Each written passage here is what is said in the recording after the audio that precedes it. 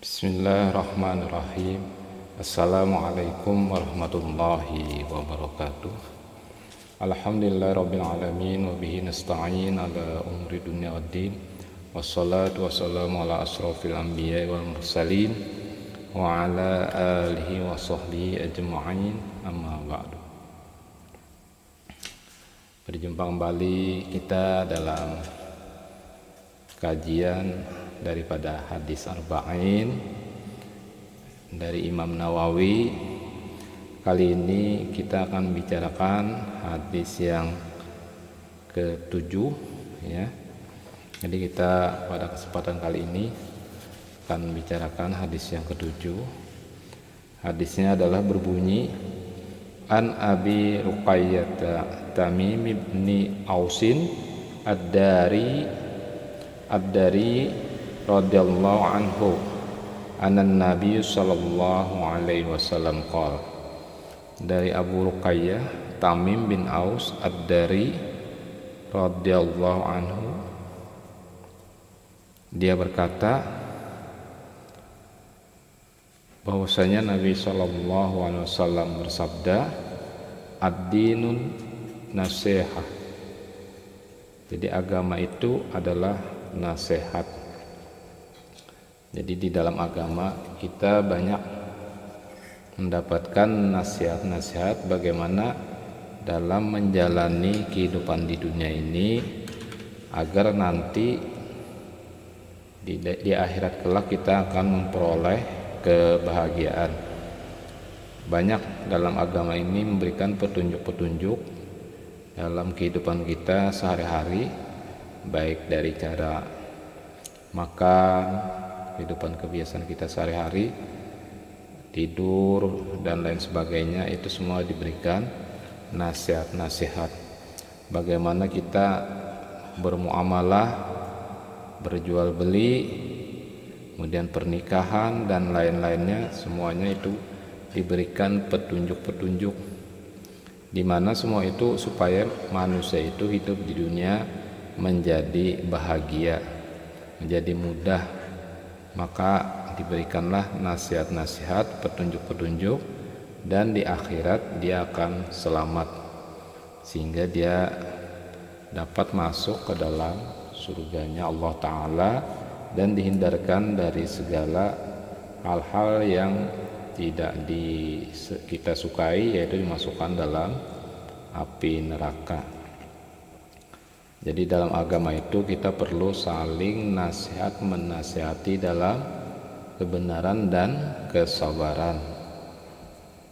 Kalau ada yang salah, nah itu harus kita nasihati, jangan kita biarkan. Artinya kita saling menasihati dalam kebenaran. Kalau ada misalnya kan saudara kita tidak mengerjakan sholat, nah itu kita nasihati bagaimana agar dia itu mau melaksanakan sholatnya. Sebab sholat itu adalah tiang agama, as-sholatu imaduddin. Jadi kalau tidak dikerjakan maka dia tidak mendirikan tiang agama, sama dengan meruntuhkan agamanya. Jadi banyak kita harus saling nasihat menasihati. Ada misalnya kan keluarganya atau kawannya yang tidak puasa, nah kita suruh kita nasihati agar dia puasa. Itulah kita melaksanakan agama ini karena memang saling disuruhkan kita ini saling nasihat menasihati dalam kebenaran dan juga harus sabar. Suaminya melihat istrinya misalnya kan tidak sholat, itu harus kewajiban daripada suaminya untuk memberikan nasihat, jangan dibiarkan istrinya tidak sholat.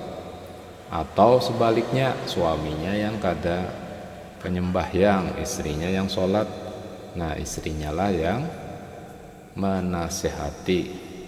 Dan menasihati ini adalah dengan cara yang baik, jangan menyinggung perasaan atau malah menimbulkan perkelahian. Ini tidak dikehendaki, karena yang dikehendaki itu adalah kebaikan bersama, supaya kita ini semuanya itu menjadi orang yang benar. Qulna liman, kami bertanya, lanjutan dari hadis ini, bagi siapa? Qala lillah, beliau menjawab bagi Allah. Jadi nasihat ini juga bagi Allah, maksudnya apa? Jadi bagi Allah di sini adalah agar kita diberikan nasihat bagaimana supaya kita itu mengimani Allah secara benar, secara mantap. Maka agama memberikan petunjuk, nasihat kepada kita agar kita semua ini beriman kepada Allah. Kalau tidak ada agama, maka kita tidak bisa mengenal Allah Subhanahu wa taala yang sudah menjadikan kita, ya. Jadi Allah lah yang menciptakan makhluknya semuanya di alam semesta ini. Oleh karena itu adalah wajib bagi kita mengenal dan menyembahnya. Wa ma khalaqtul jinna wal insa illa liya'budun. Nah, bagaimana tidaklah aku jadikan jin dan manusia melainkan untuk menyembah padaku, kata Allah. Oleh karenanya agama ini memberikan nasihat kepada kita agar semata-mata percaya kepada Allah. Allah itu satu, tidak beranak dan tidak diperanakan. Allah itu tempat kita meminta,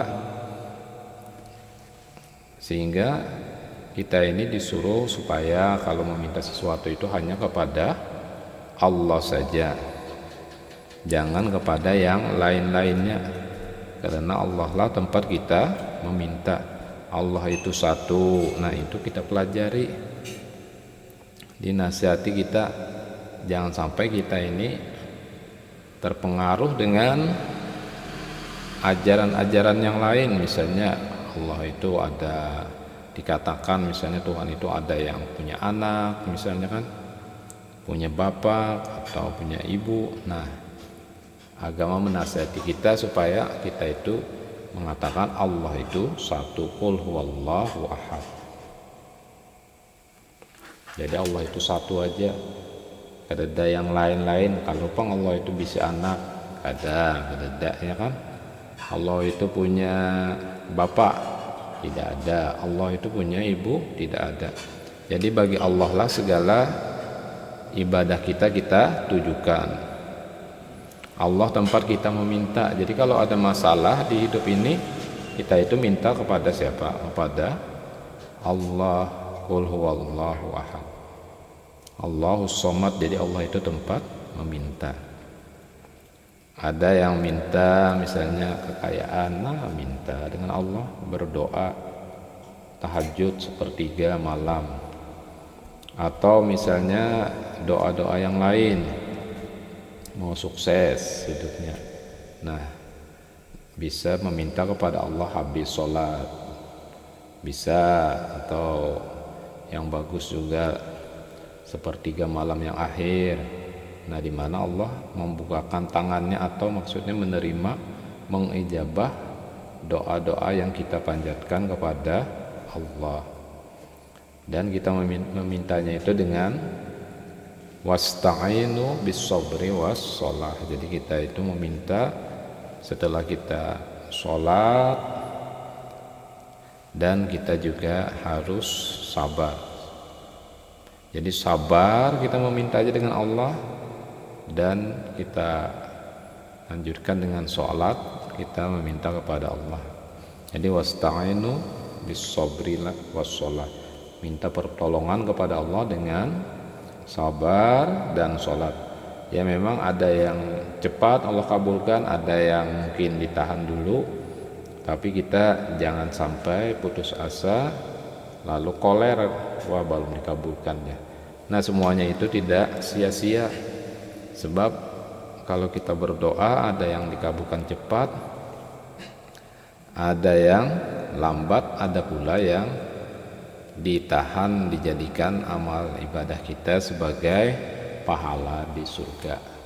Jadi ujar Nabi, seandainya orang mengetahui pahalanya orang berdoa, maka mereka itu tidak ingin doanya dikabulkan di dunia karena saking besarnya pahala yang mereka dapatkan. Jadi doa itu penting juga bagi kita karena ad-do'a'u silahul mu'min. Jadi doa itu senjatanya orang yang beriman. Jadi kalau ada sesuatu minta kepada Allah.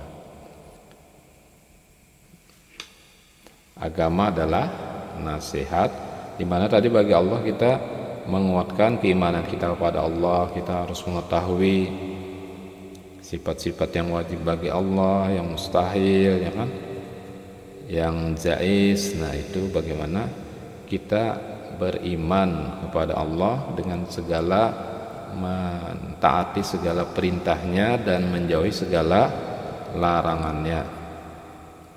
Apa yang diperintahkan oleh Allah kita taati, sholat, puasa, ya kan, berhaji, ya kan, kemudian berzikir kepada Allah kita laksanakan, kita taati. Dan apa yang menjadi larangannya maka hendaklah kita tinggalkan. Apa yang dilarang oleh Allah itu kita tinggalkan, seperti mencuri. Nah jangan mencuri,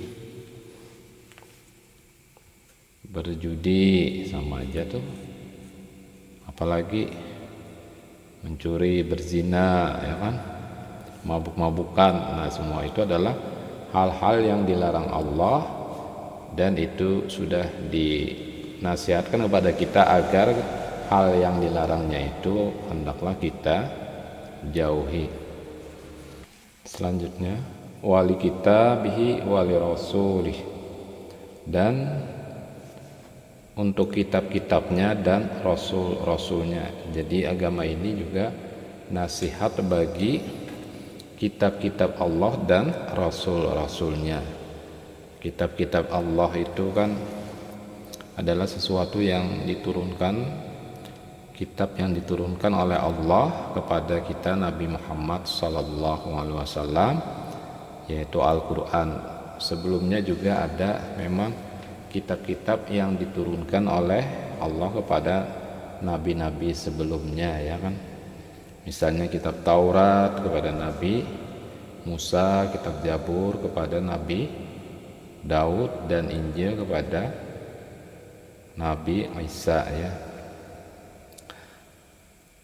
Agama menjadi nasihat bagi kitab-kitab Allah, bagaimana kita harus mengamalkan apa yang tercantum di dalam kitab-kitab Allah itu, ya. Kita harus rajin pertama dulu membacanya, ya kan. Kitab Allah itu harus kita baca, dan membacanya disuruhkan misalnya dengan tartil, warattilil Qur'ana tartila. Jadi membaca Al-Qur'an dengan cara yang tartil, artinya perlahan, panjang pendeknya kita perhatikan. Kita harus juga mempelajari ilmu tajwidnya, ya kan, supaya bacaan kita menjadi benar. Jangan bahapal, kalau kada bisa ya harus belajar bagaimana hukum-hukum tajwidnya, makharijul hurufnya, makharijul huruf, ya, itu kita harus pelajari. Kemudian lagi misalnya selain kita baca, kita ketahui juga Al-Quran itu adalah artinya, ya, kita baca terjemahannya. Dan bagus bagi orang muslim itu berisi terjemahannya, artinya. Nah sekarang ini kan mudah aja, di HP juga ada arti atau terjemahan Al-Quran.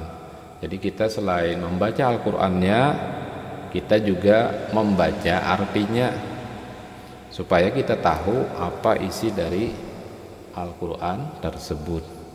Kemudian setelah kita tahu artinya, lalu kita menghayati makna yang terkandung di dalam arti tersebut. Nah kalau kita kada tahu umpamanya kan maksud dari arti ini, maka kita harus membaca lagi tafsirnya, penjelasan bagaimana maksud dari ayat-ayat tersebut. kita bisa membaca kitab-kitab tafsir yang dikarang oleh ulama-ulama yang ahli tafsir di bidangnya. Ada yang bahasa Indonesia misalnya yang ditulis oleh misalnya ada dari tafsir Kementerian Agama atau Depak RI dulu kan. Nah, itu bisa kita baca. Atau yang ditulis oleh Buya Hamka Tafsir Al-Azhar misalnya kan, berbahasa Indonesia. Jadi kita ada sudah tafsir-tafsir yang demikian supaya kita tahu artinya.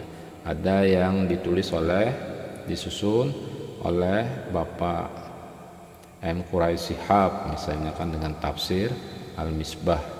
Banyak lagi penulis-penulis tafsir orang Indonesia yang mana kita mengetahui dari tafsir itu maksud ayat itu supaya kita kawa menghayati dan mengamalkan isi-isinya.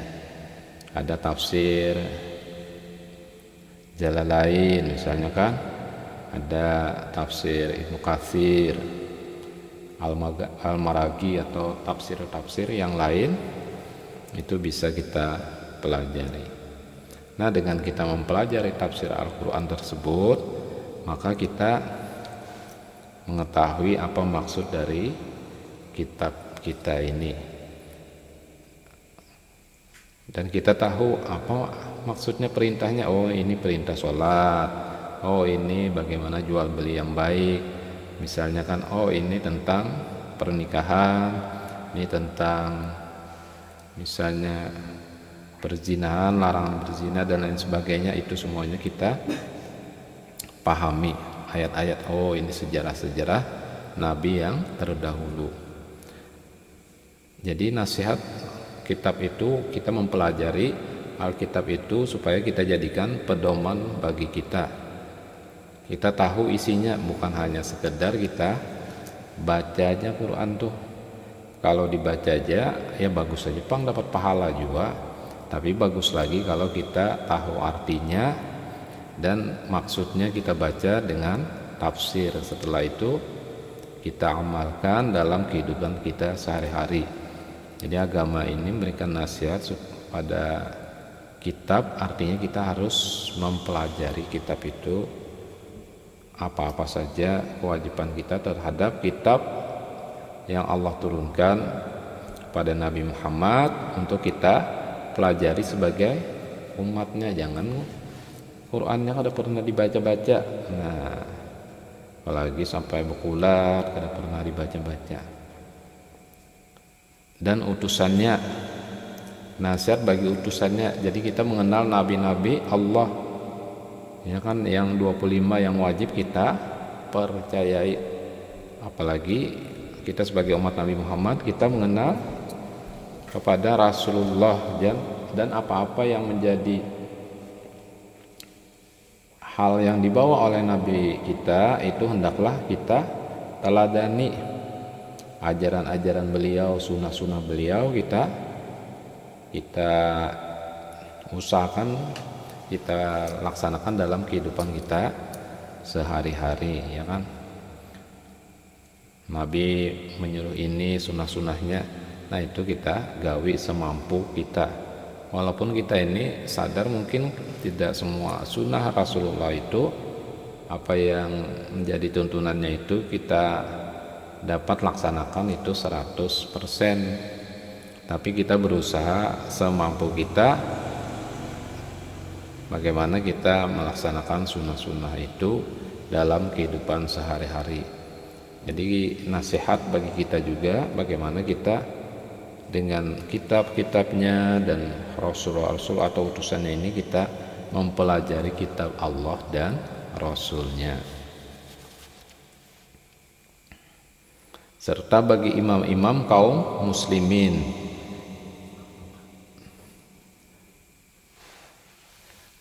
wali a'immatil muslimin wa ammatihim, rawahu Muslim. Bagi imam-imam kaum muslimin dan awam-awamnya atau umat-umatnya, segenap umat daripada orang Islam. diriwayatkan oleh rawahu Muslim, diriwayatkan oleh Muslim. Jadi imam-imam kaum muslimin ini adalah daripada misalnya bisa para ulama termasuk pemimpin juga kan, atau bisa pula penguasa-penguasa pemerintah dari kaum muslimin yang senantiasa berjalan di jalan Allah. Nah, itu adalah kita, kalau pemimpin kita itu mereka beriman taat kepada Allah, maka wajiblah kita untuk mengikutinya. Ya ayyuhalladzina amanu atiiullah wa atiir rasul wa ulil amri minkum. Jadi wahai orang-orang yang beriman, taatlah kepada Allah dan Rasul serta pemimpin-pemimpin kalian. Jadi agama merupakan nasihat bagi imam-imam itu, bagaimana kalau mereka itu berjalan di jalan yang benar, maka kita wajib sebagai umat Islam untuk mengikuti atau tunduk terhadap perintah daripada pemimpin-pemimpin kita. Apabila mereka ada kekeliruan atau ada kesalahan, nah kita bisa mengajukan kritik, tapi dengan cara yang baik, dengan cara yang halus. Kalau kritiknya di hadapan orang banyak, itu kadang bukan kritik lagi namanya, tapi membuat malu orang lain. Jadi kita bisa menyampaikan segala hal-hal yang tidak sesuai dengan ajaran Islam, itu disampaikan dengan cara yang bijaksana kepada pemimpin-pemimpin kita. Jadi wajib bagi kaum muslimin untuk senantiasa taat kepada para pemimpinnya, para ulamanya, selama mereka itu menyuruh kepada jalan Allah dan Rasulnya.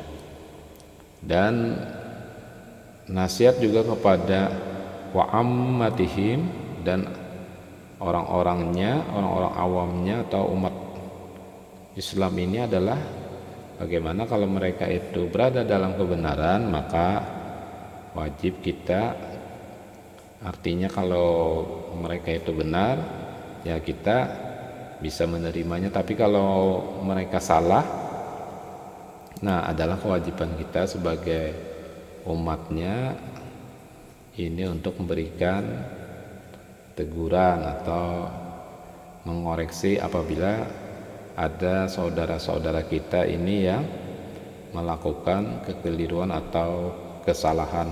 Jadi kita saling menasihati. Kalau benar kita ikuti, kalau salah kita berikan teguran atau nasihat-nasihatnya. Barangkali itu saja yang dapat disampaikan pada kesempatan kali ini, pada hadis yang ketujuh ini. Mudah-mudahan berikan manfaat bagi kita semua. Wabillahi taufiq wal hidayah. Wassalamualaikum warahmatullahi wabarakatuh.